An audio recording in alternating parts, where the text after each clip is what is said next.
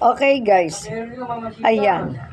Nagsigang tayo sa bayabas na bangos guys. Tignan nyo naman ang taba ng ulo ko guys. Yan.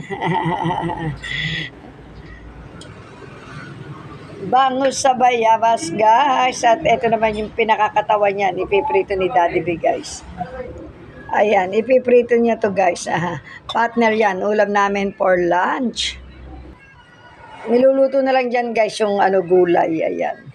Tignan nyo guys, luto na yung bangus ko. Taba ng ulo. Yummy to pagkain ko guys.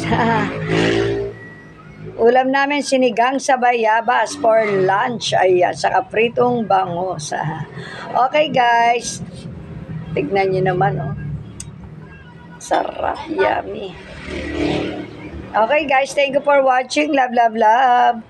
See you next vlog.